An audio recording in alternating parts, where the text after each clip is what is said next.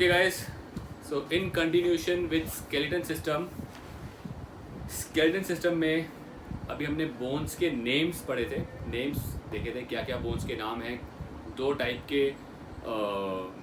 में बोन्स को बांटा गया है, axial skeleton and appendicular skeleton. इसके बाद ना थोड़ा बोन्स हैं क्या, कैसी हैं, बोन्स का स्ट्रक्चर क्या है, उसको थोड़ा सा पढ़ते हैं। ऑन योर पेज नंबर 20 आप देखिए बोन्स, एक बोन का स्ट्रक्चर दिया हुआ है, एक लॉन्ग बोन का जो लंबी हड्डी होती है उसका स्ट्रक्चर दिया हुआ है।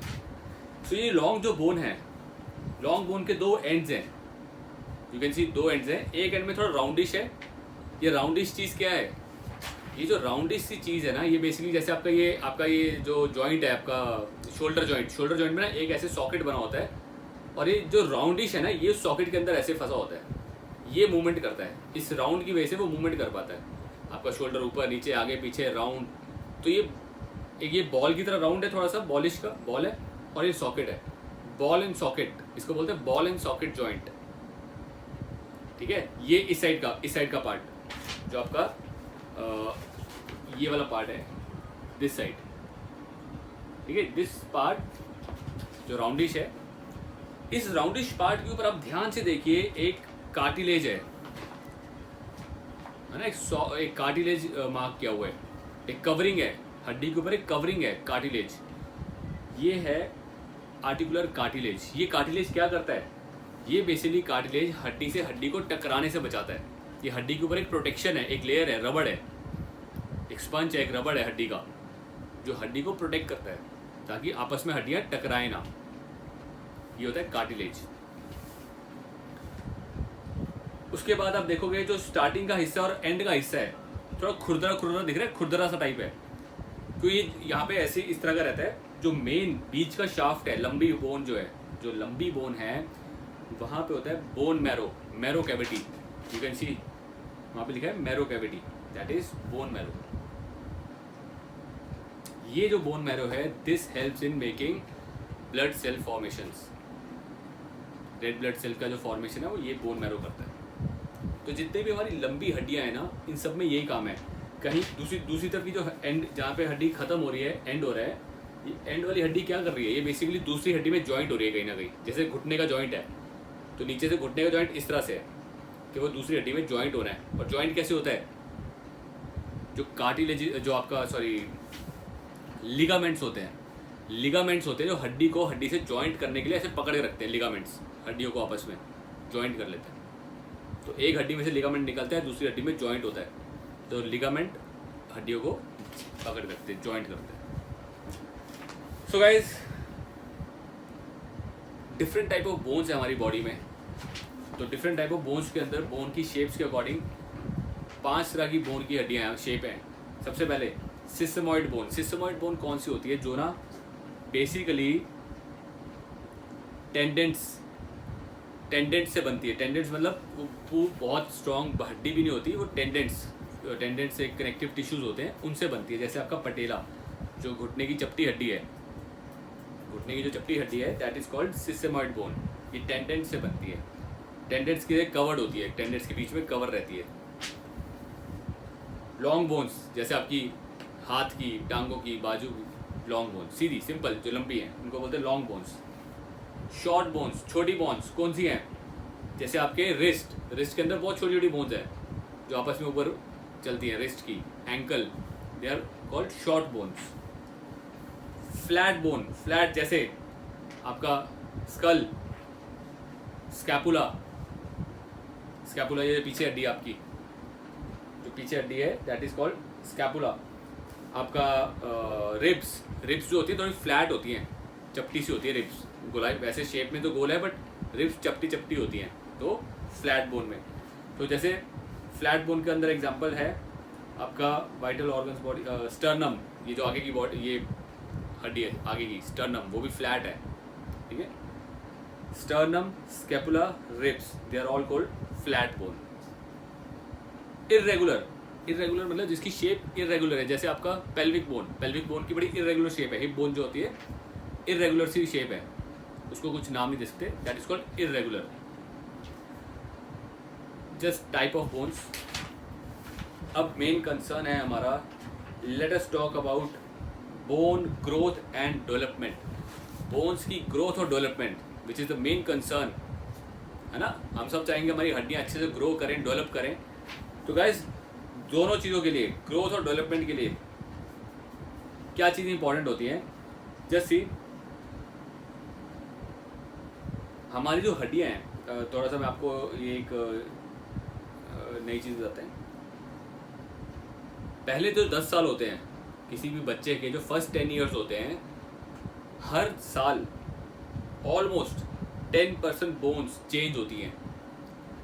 आपने देखा छोटा बच्चा बिल्कुल मुड़ा सा होता है, पैर की हड्डियाँ मुड़ी होती हैं, ऐसे मुड़ा सा रहता है, ऐसे धीरे धीरे करते करते सीधा होना शुरू होता है। जैसे जैसे बच्चा बड़ा होता है धीरे धीरे सीधा होना शुरू होता है। तो क्या होता है, पहले की जो छोटे होते बच्चों की हड्डियाँ ना बहुत सॉफ्ट होती हैं, दे आर वेरी सॉफ्ट, इसलिए छोटे बच्चे गिरते हैं तो उनको कभी फ्रैक्चर नहीं होता। ठीक है, गिरते पड़ते रहते हैं, फ्रैक्चर नहीं होता क्योंकि बहुत सॉफ्ट होती हैं, जर्क सह लेती हैं। जैसे सेम एग्जांपल देते हैं पेड़ों का। पेड़ों की जितनी हरी टहनियाँ हैं, जो शुरू में हरी टहनियाँ होती है, सॉफ्ट होती हैं। जैसे जैसे वो टहनी बड़ी होती है, क्या होती है, सख्त हो जाती है, सख्त होती रहती है, हार्ड हो जाती है, फिर वो टूट सकती है लेकिन हार्ड हो जाती है। तो ऐसे ही हमारी हड्डियाँ हैं, शुरू में बहुत सॉफ्ट होती हैं, फ्लेक्सिबल होती हैं, और धीरे धीरे जब हम बड़े होते हैं वो हार्ड हो जाती हैं। उनकी फ्लेक्सिबिलिटी कम हो जाती है और वो हार्ड हो जाती है ज़्यादा, क्योंकि हम जैसे जैसे बड़े होते हैं ना, with age with height growth होती है, तो बॉडी को ज़्यादा भार सहना है, चलना फिरना ज़्यादा करना है, तो उस हिसाब से हड्डियाँ उतनी मजबूत और हार्ड हो जाती हैं। तो विद इन फर्स्ट 10 ईयर्स, पहले 10 साल में अप्रॉक्सीमेट सारी बॉडी की हड्डियाँ 100% तक चेंज हो चुकी होती हैं। 100% एक नया स्केलेटन सिस्टम आ जाता है पहले 10 साल में, क्योंकि हर साल 10% हड्डियाँ चेंज होती रहती हैं। चेंज इन द सेंस कि उनके अंदर ज़्यादा स्टिफनेस, स्ट्रॉन्ग, स्ट्रेंथ, उनकी शेप में भी हल्का फुल्का चेंज, फिर कुछ हड्डियाँ आपस में मिल जाती हैं, पहले वो 2 थी फिर 1 हो जाती हैं। तो इस तरह से विद इन फर्स्ट 10 ईयर्स एक complete new skeleton system form होता है बॉडी का। तो इन 8 से 10 सालों में जब नया स्केलेटन सिस्टम बन रहा है, तो बॉडी को एक अच्छी हेल्थी डाइट चाहिए, है ना, पौष्टिक डाइट चाहिए। आजकल हम बच्चों के साथ क्या कर रहे हैं, छोटा बच्चा है, ले बेटा पेप्सी पी, ले बेटा कोला पी, ले बेटा चिप्स खाओ। ये सारी चीज़ें हड्डियों के लिए बहुत ख़राब है, तो ये चीज़ें नहीं करनी। दूध बच्चे पीते नहीं आजकल, दूध से एलर्जी हो रही है बच्चों को। आई डोंट नो, गाँव में तो पीते होंगे डेफिनेटली, बट शहर के बच्चे दूध और इन सबसे भागते हैं। जब दूध नहीं पिएंगे, कैल्शियम नहीं जाएगा, तो हड्डियाँ स्ट्रॉन्ग कहाँ से होंगी। फिर आजकल बच्चे बाहर जाके खेलते नहीं हैं। गाँव में देख लो, 5 साल के 6 साल के बच्चे बाहर खेलना, दौड़ कूद सब कुछ कर रहे हैं। जितना खेलेंगे उतनी भूख लगेगी, डाइट खाएंगे तो स्ट्रॉन्ग बनेंगे। बट आजकल बच्चे घर में बैठ के गेम्स खेलनी है, बस बैठे रहना है। उस लाइफस्टाइल की वजह से भी हड्डियाँ कमज़ोर हो रही हैं। तो हो क्या रहा है, फ्रॉम द बिगनिंग, मतलब आप ये लगा लो कि आजकल जो लाइफस्टाइल है उसकी वजह से हड्डियाँ शुरू से ही उनको पौष्टिक तत्व नहीं मिल रहे, उनको फिटनेस नहीं मिल रही, तो इसकी वजह से अच्छे से ग्रो नहीं कर पाते बच्चे। So guys, growth and development के लिए nutrition is very important and exercise. हड्डियों के लिए न्यूट्रिशन और एक्सरसाइज बहुत इंपॉर्टेंट है। न्यूट्रिशन में हमारी हड्डियाँ सबसे ज़्यादा क्या चीज़ें लेती हैं, क्या चीज़ यूज़ करती हैं, तो दैट इज़ पेज नंबर 22 पे आएंगे। पेज नंबर 22 में यहाँ पे ना सेकेंड लाइन में, to maintain strong and healthy bones they require right nutrition. तो राइट न्यूट्रिशन में क्या क्या है, दीज इंक्लूड मिनरल्स जैसे calcium, magnesium, copper, vitamin A, vitamin C, vitamin D and vitamin K. Calcium, magnesium, copper, vitamin A, C, D, K and dietary protein, जो diet से protein मिले, dietary protein. ये सब चीज़ें हड्डियों के लिए बहुत ज़रूरी हैं। वेट ट्रेनिंग करने से भी हड्डियाँ मजबूत होती हैं। तो वेट ट्रेनिंग बेसिकली 18 साल के बाद बच्चे कर ही सकते हैं, कोई दिक्कत नहीं है। 18 साल से छोटे बच्चों को आप बॉडी वेट ट्रेनिंग करा सकते हो, जैसे स्क्वाट्स, पुशअप्स, ये सब ट्रेनिंग। तो अगर हड्डियाँ अच्छी हैं, मजबूत हैं, आपने अपनी यंग एज में अच्छी खासी हड्डियों मजबूत रखा है, तो ओल्डर एज में दिक्कत नहीं आती। नहीं तो क्या होता है, बहुत जल्दी हड्डियाँ खोखली होनी शुरू हो जाती हैं, कमज़ोर होनी शुरू हो जाती हैं, तो दिक्कत है। सो हमें अपनी हड्डियाँ मजबूत करने के लिए एक्सरसाइज करनी है, वेट ट्रेनिंग करनी है, वो आप करते हो, वेरी गुड, आपकी हड्डियाँ स्ट्रांग होंगी। आप प्रोटीन अच्छा खाते हो, हड्डियाँ मजबूत होंगी। आप लोग कैल्शियम वैल्शियम भी दूध वगैरह अच्छा पीते हो, तो हड्डियाँ बहुत अच्छी मजबूत है। विटामिन डी एक शुरू करो लेना धूप से, अगर धूप से नहीं ले पा रहे तो there is a supplement called vitamin D3 के नाम से आता है, एक सप्लीमेंट आता है, तो आप हफ्ते में एक बार लेना होता है दूध के साथ। एक सेशे होता है, हफ्ते में एक बार लेना है, 1 महीने के लिए ले लो, उसके बाद 2-3 महीने 6 महीने की ज़रूरत नहीं पड़ती। 1 महीना मतलब 4 सेशे लेके आओ, संडे 4 संडे खा लो, बस दूध के साथ पीना है रात को। विटामिन डी की भी अच्छी खासी आपकी बॉडी में क्वांटिटी आ जाती है। सो गाइस, ये चीज़ों का ध्यान रखना है जिससे कि हड्डियाँ मजबूत होंगी, स्ट्रांग होंगी, ठीक है। अब बात करते हैं फैक्टर्स अफेक्टिंग बोन ग्रोथ, जिससे कि बोन की ग्रोथ अफेक्ट होती है, डिस्टर्ब होती है। कौन से फैक्टर्स हैं? एल्कोहल से ग्रोथ इफेक्ट होती है, एल्कोहल से हड्डियाँ कमज़ोर होती हैं। स्मोकिंग से हड्डियाँ कमज़ोर होती हैं। किसी को फ्रैक्चर हो जाए, फ्रैक्चर होने की वजह से भी हड्डी पहले से कमज़ोर हो जाती है, पहले जितनी स्ट्रांग नहीं रहती, जो हड्डी की स्ट्रेंथ पहले थी उतनी नहीं रहती अगर फ्रैक्चर हो जाता है तो।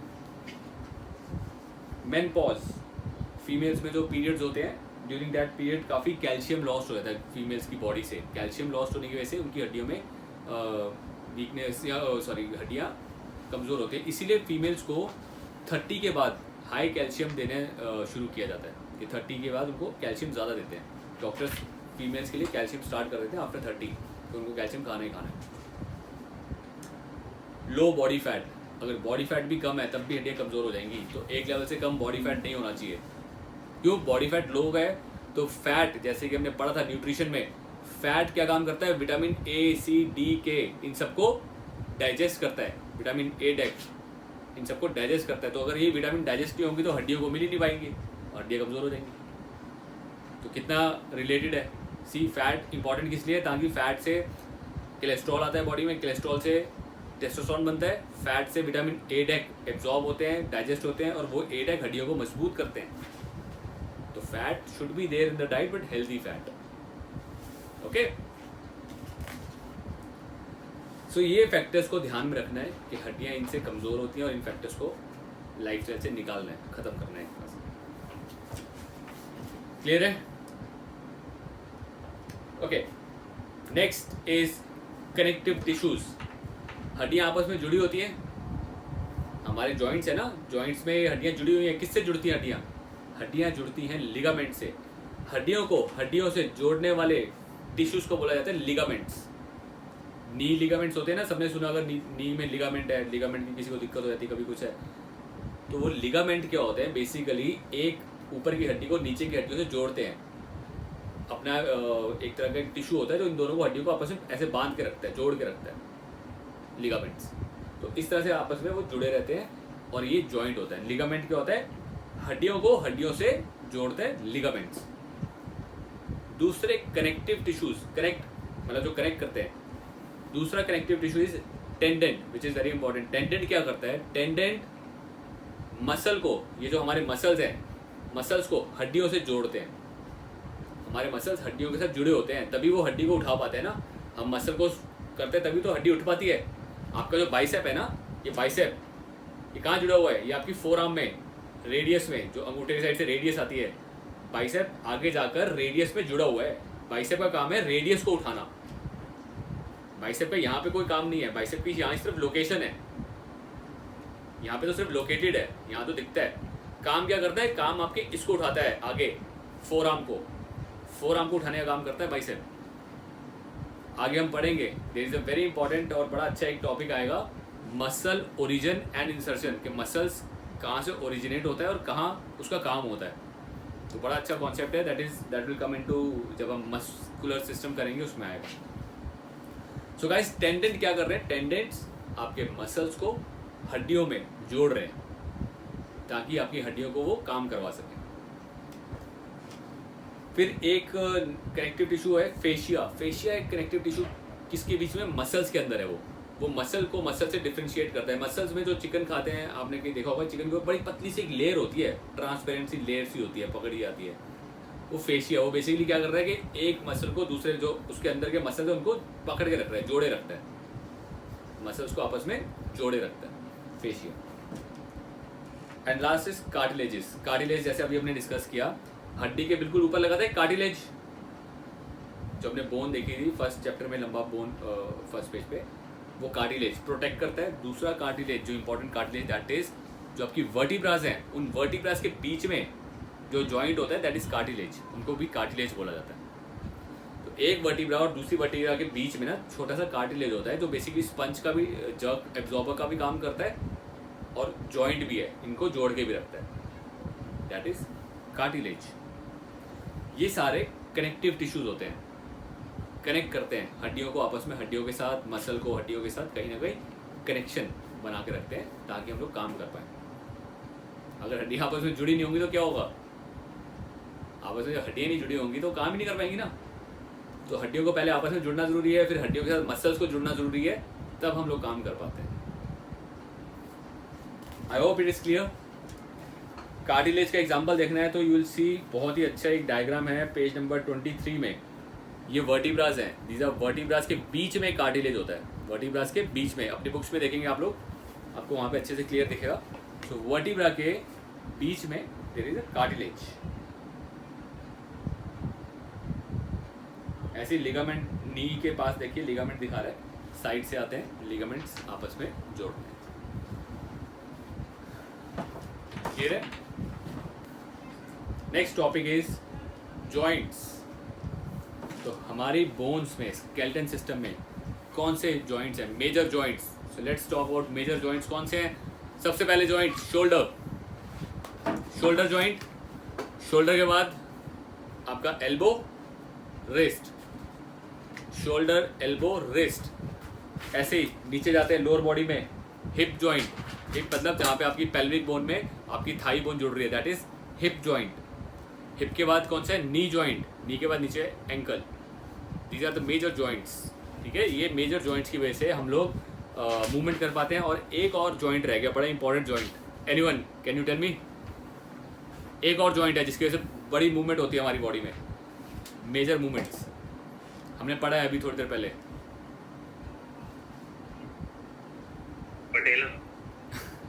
वर्टिब्रास,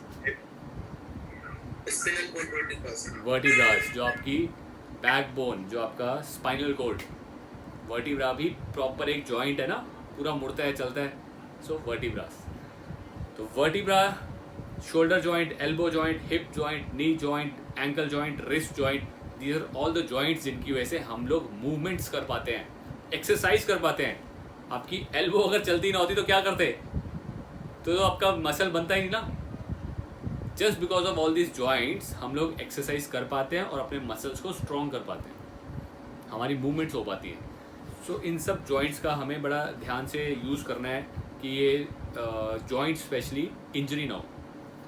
तो जॉइंट्स के ना कुछ टाइप्स हैं, कुछ उनकी वर्किंग्स हैं, तो उसके लिए बात करते हैं। सबसे पहले बात करता हूँ जो सबसे इंपॉर्टेंट जॉइंट है, that is ball and socket type.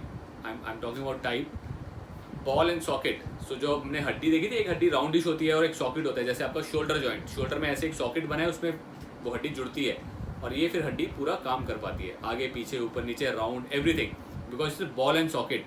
So ball को सॉकेट में डाल दो तो ज़्यादा रोटेशन कर पाती है, that is called ball and socket joint. जैसे आपका शोल्डर एंड एक और ऐसा जॉइंट है, कौन सा है शोल्डर के साथ, hip joint. Hip joint is also ball and socket. आपके हिप में भी नीचे बॉल, ऐसे एक सॉकेट बने हुए हैं साइड में, बाहर की तरफ इस तरह से सॉकेट है और उसके अंदर आपकी हिप जॉइंट ऐसे जुड़ी होती है जो पूरा काम कर पाती है, लाइक। उसके बाद एक दूसरा जॉइंट, जैसे आपका एल्बो जॉइंट का आप देखो फंक्शन क्या है।